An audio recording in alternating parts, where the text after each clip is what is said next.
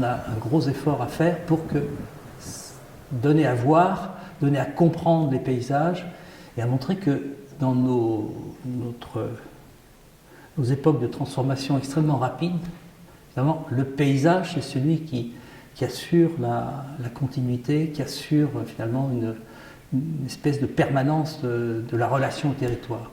Le grand public, pour moi, c'est les élus, c'est les gens des services, c'est tout le monde. C'est-à-dire que c'est des documents qui doivent être suffisamment pertinents et suffisamment réfléchis pour s'adresser à la fois, je sais pas, moi, aux commerçants du coin ou je sais pas, aux gens de la commune, aux services techniques, aux élus, aux DDE, parce que finalement, sur la question des paysages, je m'aperçois que quel que soit le niveau, finalement, il y a une inculture mais phénoménale.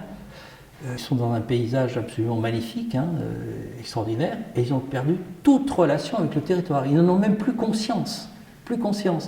Et donc, ils construisent n'importe comment, n'importe où, ils ont des priorités qui sont immédiates, le prix des terrains, l'avenir des agriculteurs, etc. Mais d'une façon très abstraite, très théorique.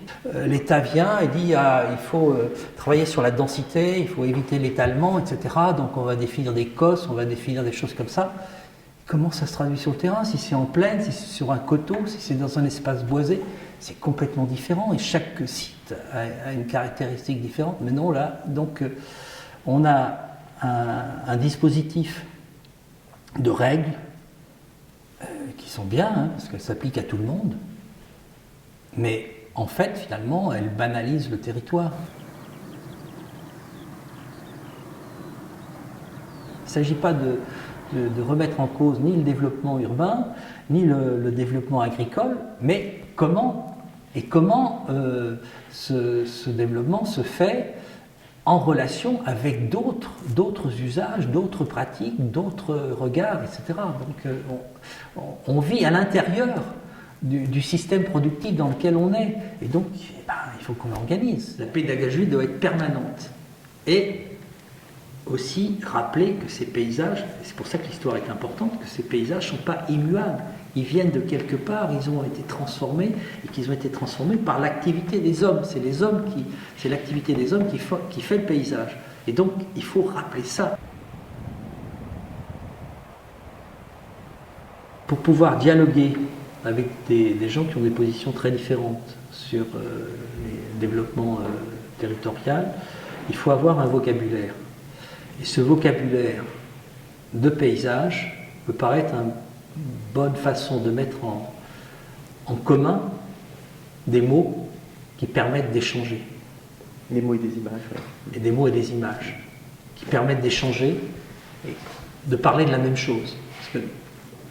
Alors après, effectivement, il y a tout un argumentaire de connaissances plus scientifiques sur la géologie, la géomorphologie, sur la végétation, sur le système hydraulique, etc.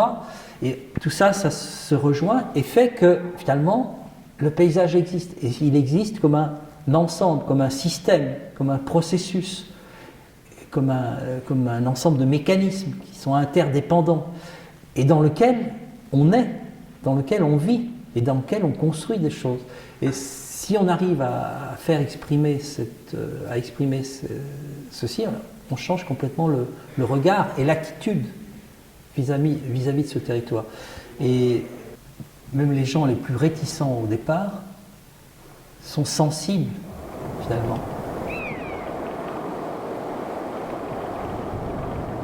Pour les atlas de paysage, ce que je pense, c'est que ça ne doit pas être un constat.